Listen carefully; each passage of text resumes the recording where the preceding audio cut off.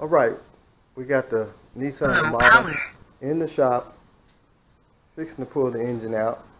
I already got the hood off. If you watched the previous video, the salvage yard sent me the wrong engine.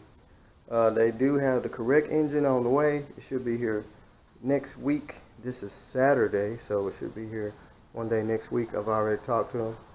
And so I'm going to go ahead and get a head start and start pulling out, because I got to get this thing out of my hair. So what I'm going to do, I'm going to see where this piece here come off, which I believe it does. Where the windshield wiper go, it's going to have to, because you don't have very much room from here to here.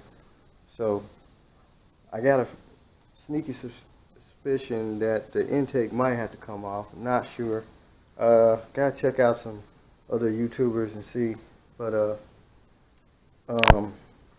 for a fact, I know that piece up here is gonna have to come off, where your windshield wiper motor and arms and stuff is, so you can have some clearance and you can be able to get to the back of the engine. So I know this is not going to be a frame drop. I did kind of look it up in a little bit. I just didn't really see if they took this off. Anyway, I'm gonna get started taking stuff off. I'll try and do it step by step as I go.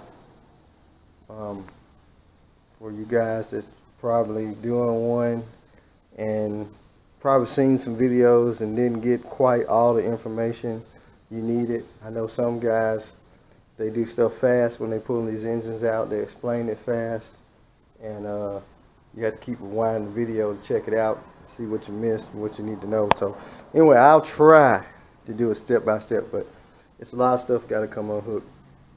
So this is a two-wheel drive, so it should be just open. Like I said, I went up under the bottom of it and pressure washed it the other day, and pressure washed all up under the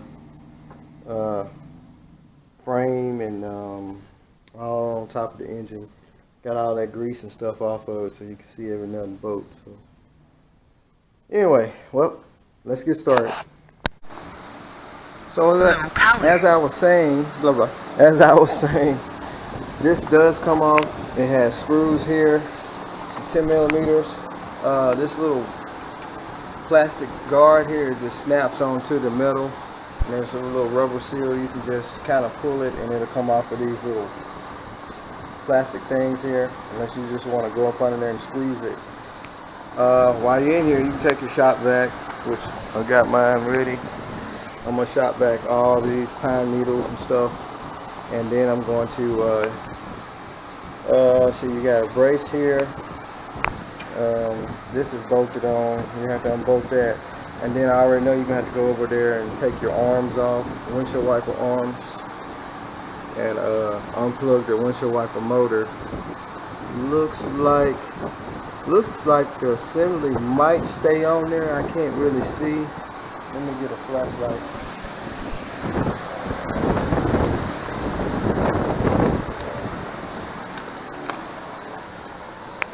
As you can see up under there, looks like the motor and stuff stays on the truck once you take the arms off. So I think you just have to pull this big metal piece off, and then you got all kind of room to work. So I'll get that off and I'll show you.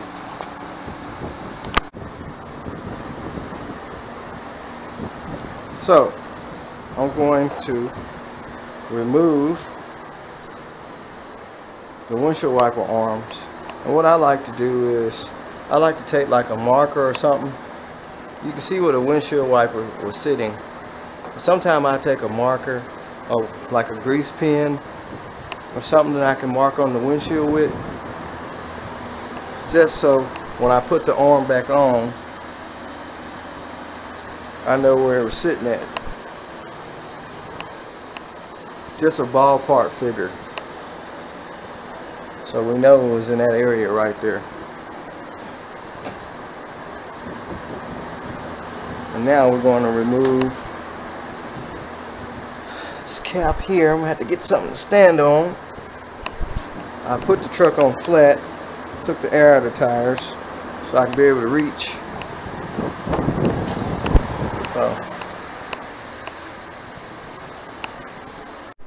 So got the other cover off. This is your windshield wiper motor assembly. It's 110, 210, 310, 310 millimeter bolts. Here's the harness that's going to it. Comes through this metal pan. Unplugged right here. Have to get something to unplug it with. Anyway, we can unplug the harness from the back of the windshield wiper motor and route it back through this plate. It's got this little rubber boot, and then this is your windshield washer sprayer hose. You just unplug it from the cover, and it has this little metal thing, rubber thing here. I'm about to get something to poke that through. Gonna come through there. You don't want to break it. So you can remove this whole unit here, and you got all these 10 millimeter screws. You got 2 here, 2 on the other side, and you got these brackets with 3. And then this whole pan to come off along with the windshield wiper motor. You can take that out first. And oh, with the windshield wiper arms, they have these little caps that you pull off, and that's where the nuts are. They're 14 millimeter. You just take the 14 millimeter nuts off for the arms and just wiggle them, and they'll come right off. And what I did, I marked on the windshield before I took the arms off, right where the wipers were sitting. You can see the dirt mark, but if your windshield is clean, I just take like a magic marker.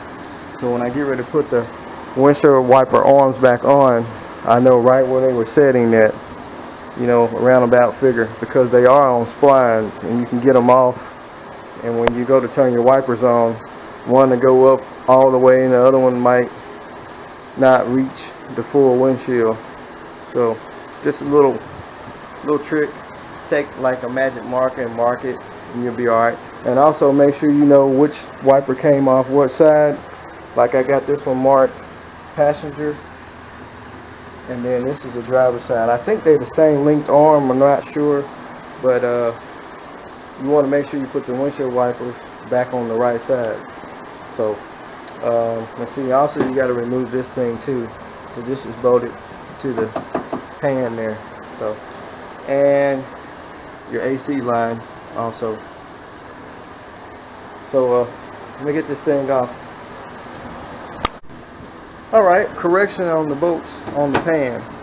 There are some bolts that run across there, up under the windshield wiper motor. So, more bolts than what I thought.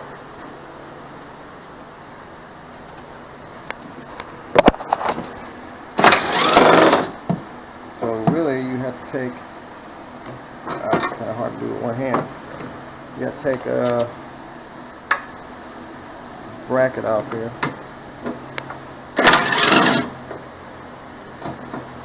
The socket don't stay on my doggone gun.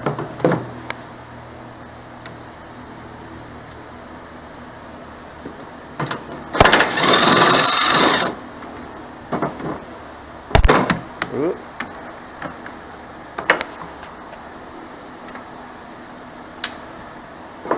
Take the bracket off. Lift this up off. Now, there's some more bolts that run across here, and your side bolts, and then it comes out. So I got the driver's side wire harness unplugged from the engine. I'm gonna do it side by side so you can see it. Here's all your injectors unplugged, your coil packs unplugged. There's a wire on the compressor down here that you have to unplug, that one wiggling.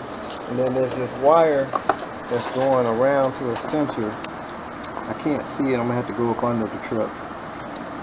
Probably going to the compressor, probably going to the crank sensor, not sure. But like I say, this wire harness is pretty much free on this side. And there's a harness back here that's on the valve cover that you unplug, and then you unscrew it, because I think that's an oxygen sensor. And I got the fuel line unhooked. You got to use the special tool to get the fuel line unhooked. The little push connector tool, stick in the fuel line, which hooks right here. And what else? Got the air breather off. Sensor here. This harness here also runs around to the main harness. So I need to unhook that. There. They got a lot of little plastic clips on here that holds the harness onto the motor. And there's another one right there. I can't get to it. You can probably get to it with some needle nose. The harness snaps in right there, and then this whole harness is totally free. And then you just move along to this side. I was going to unhook the harness from the fuse box and just leave the harness on the motor, but then I would have to go down to the transmission and unhook that harness.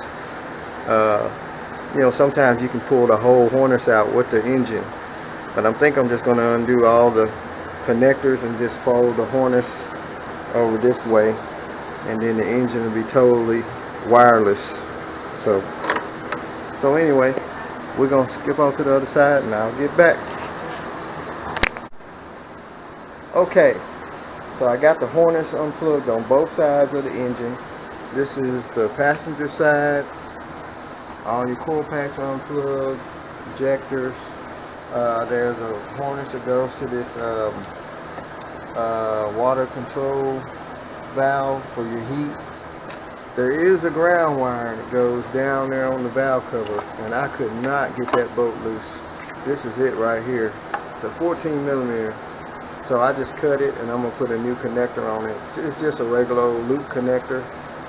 So I'll put a new connector on it and put it on the valve cover and get the other motor. Actually, I think it's on the side of the head. So this side is completely free. Nothing plugged up.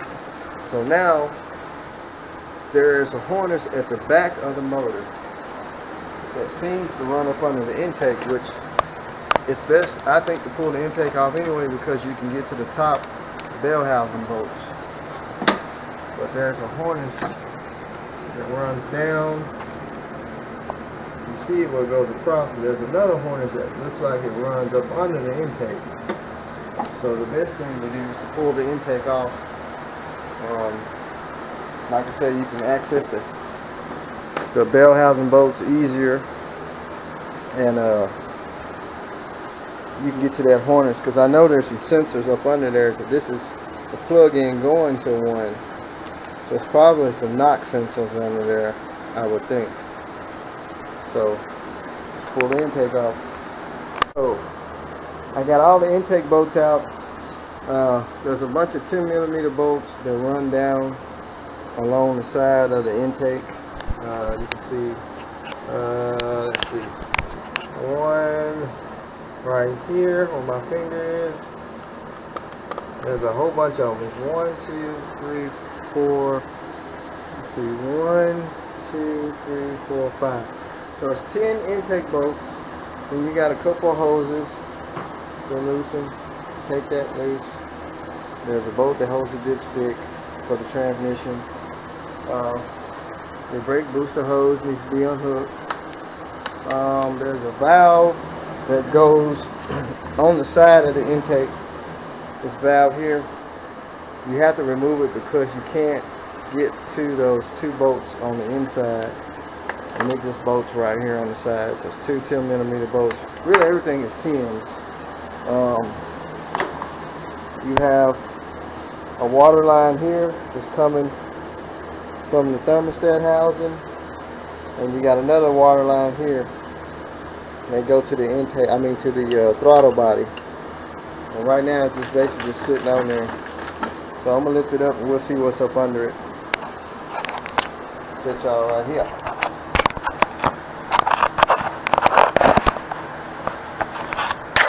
Somewhere.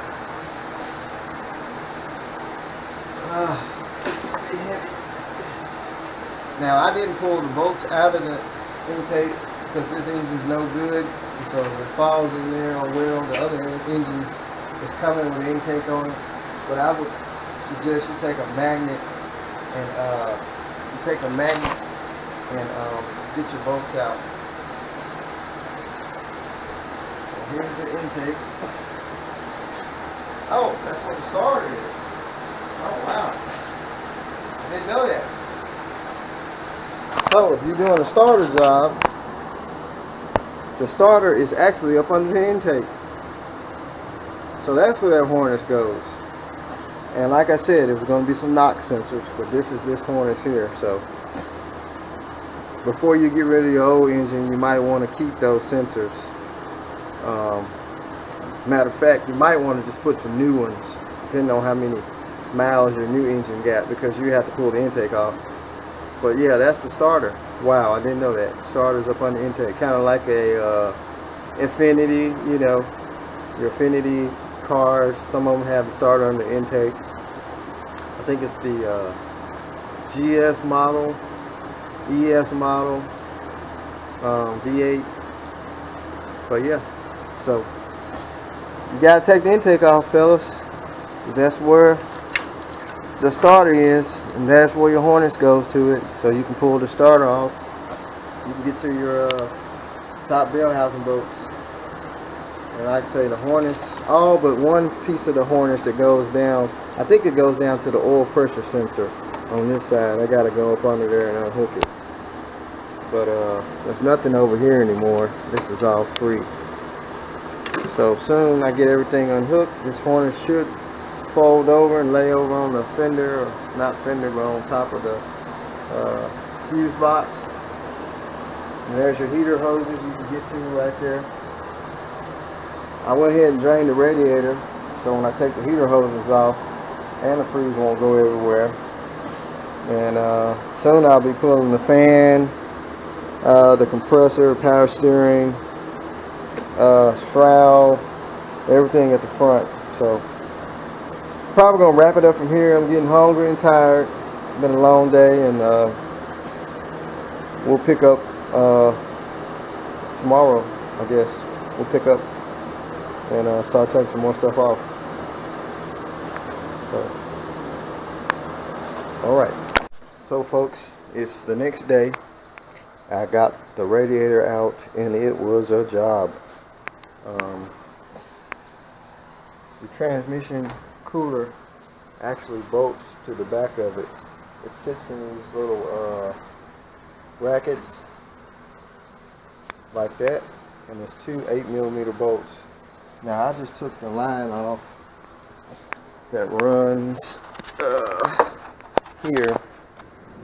It runs up to one side of the transmission cooler, and then this line here that I got folded right here, it goes to the bottom of the radiator. So what I did, I just unhooked that metal line from here, and that other rubber line comes up from the other side of the radiator, which is here. So actually it goes something like this, and then your metal line goes up to there, and your rubber line goes to the bottom part of the radiator. And then you have to remove, there is your shroud that bolts to the front here and here. You can actually take the fan off without taking the shroud out. Your cooling fan, some 10mm bolts. You can take the fan off first, then the shroud. If you want to, on the bottom radiator hose, I just removed the hose that goes to the thermostat housing, and there's a 12mm screw that bolts to the block that holds this tube, and I just left it hanging like this on the radiator. Yeah, making a mess everywhere. But then you can remove your little coolant bottle here. It bolts to the, hooks to the top of the radiator, and then just push the radiator forward and pick up and pull it out. It's a doozy. But so we got the radiator out. I'm pretty sure you can find some videos on how to remove the radiator if you want to see it step by step. I kind of got into it and I didn't make a removal close-up video. It's just too tough of a job. But anyway, we're making headway. So we're gonna start removing everything from the front of the engine, like the power steering pump, compressor, belt, stuff like that. And then we're gonna go up under the bottom. So stay tuned. So we got the correct engine for the Nissan Armada. Just unloaded it. I don't know exactly where it came from.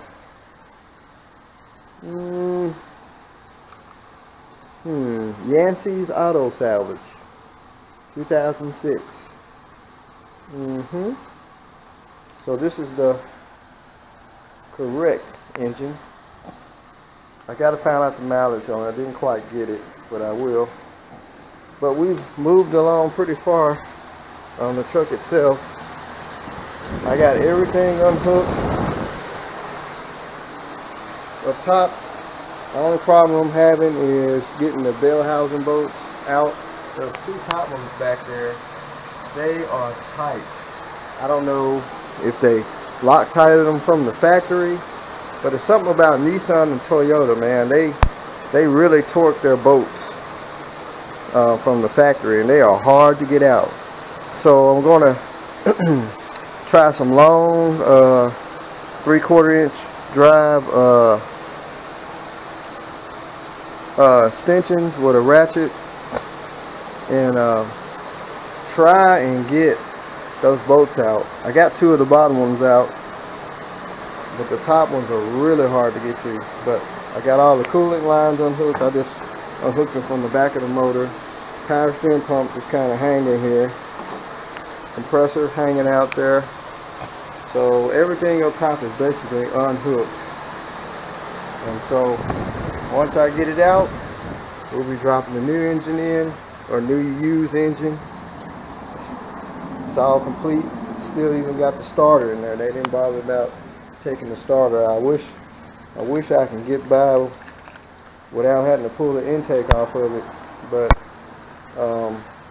it is what it is, because there's a harness that runs up under there. So they left all the coil packs, tensioner. Did a good job. I wish they would have left the harness, at least the wires coming from the starter, or the harness coming from there. But anyway, just a quick little update. We're gonna get back to work on it and get it running. Well, folks, I have tried to get this engine to turn over so I can get the torque converter bolts where I can take them out. No luck. So what I'm gonna do, I'm gonna pull the heads off, because also the bell housing bolts are so tight. It's hard to get a swivel up between the exhaust manifolds where the Cadillac converters go back. It's hard to get a swivel up there. I got some of the bolts out, so I'm just going to pull the heads off of it. That way I can probably unloosen the rods and push the pistons up away from the crank, and then I can get the engine to turn over. I just don't want to have to pull the transmission out with it. I mean, it is tight, and I don't really want to have to do that. So I'm trying my best to get the engine where it turns over. I can get to the torque converter bolts, and I can get those bell housing bolts. I got a couple of them out, like I said, but I don't know, from the factory. They put some kind of factory Loctite on them or something, and they are tough. So if I can get the heads off with the exhaust hook to it, it will clear the bell housing all the way around, and I can get a good straight aim with each bolt. So I got the driver's side head loose with the manifold connected. Yeah, I know it looks goofy. I hooked the cherry picker to it, pulled it off. But the way the block is made, it won't let the head slide forward with the manifold.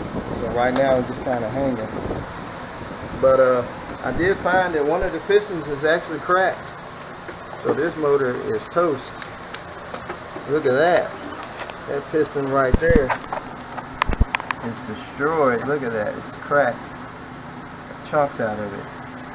So there's probably going to be more. But get this head up out of there. I think it's easier just to take the heads off of it. And you got a motor locked up like this anyway. You can pop the pistons out the top. Makes it a little bit lighter because this 5.6 liter is heavy. It's no joke.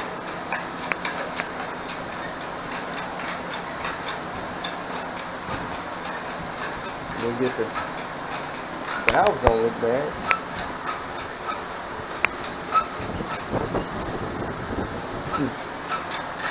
Anybody need a set of heads?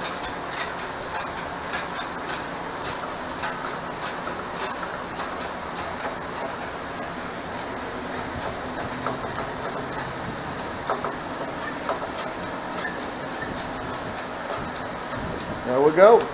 That's one head, one down. Let's see if we can see those bell housing bolts from here. There's one right there. And that's the one that the manifold was blocking. And then there's two.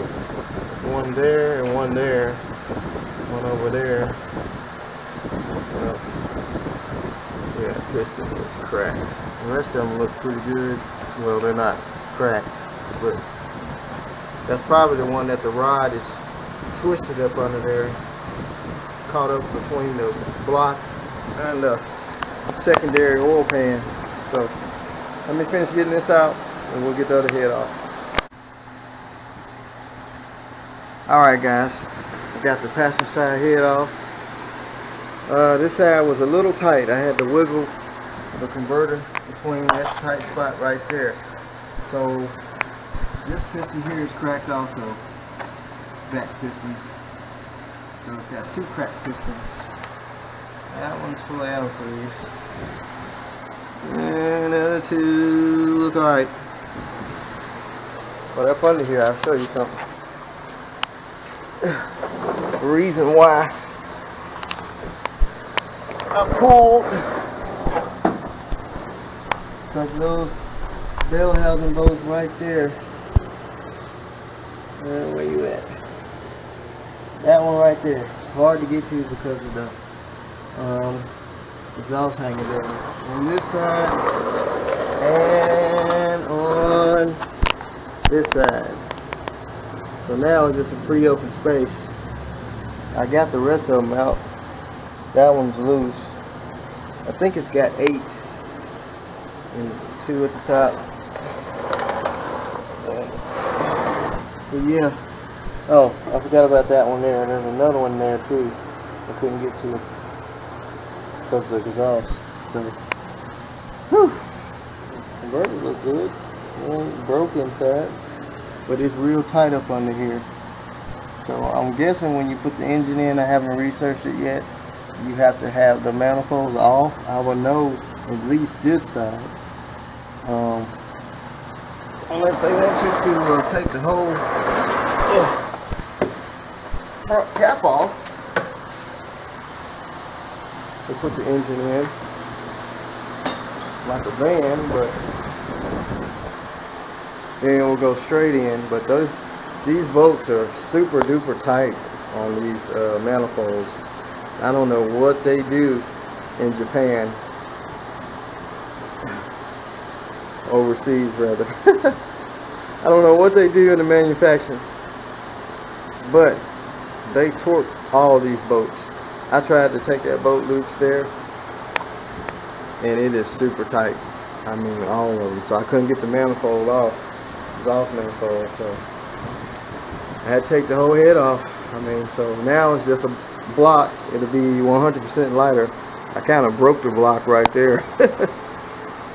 pulling it out of there, but hey, this block's no good. I've already seen the walls, they're all scarred up, pistons are cracked. So I'm gonna move along and get the rest of it out, and then I'll shoot a video either going back in or with the new one in, and it running. So remember, hit that like button. I hope this helps you out a little bit. If you're pulling out one that's locked up, this is what I had to go through. Number one was I couldn't get to the bell housing bolts, and they are torqued in with a torque wrench. Number two, the engine don't turn over, so I couldn't get to the torque converter bolts. And number three, the only solution I had is to take the heads off of it, which make the motor lighter anyway. So anyway, hit that like button, subscribe. Later.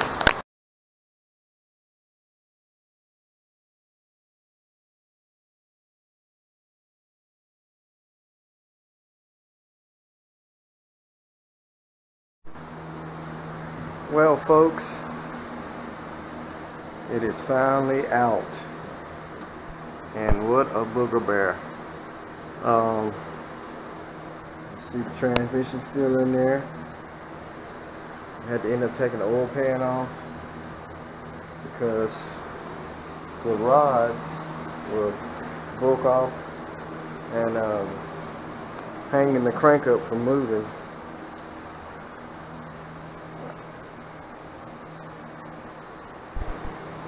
Keep losing the rods for some reason. I had the broken rod down here somewhere. Oh, here it is. So this rod here was hung up between the crank. It broke off the bottom of the piston, and here's the wrist pin, and it was just laying in the oil pan, and this was wedged against the crank also, not allowing it to turn over so I can get the torque converter bolts out. But once I got that out of the way, she turned over and we got those bolts out. So the heads are off of it, it's just a block. It's no good. Crank's beat up. So now we got to get ready to put the new engine in, and I'm trying to figure out if I'm going to put it in with the manifolds on it or the manifolds off, because it's kind of tight. Hopefully I can slide in there with the manifolds on it, because it's hard to get to those manifold bolts to work around where your shock towers is and everything. And they were torqued on tight too. So, but anyway, we got the old motor out. Now it's time to get the new motor ready and get it set in there and start wiring it up and fire it up. So let's get back to work.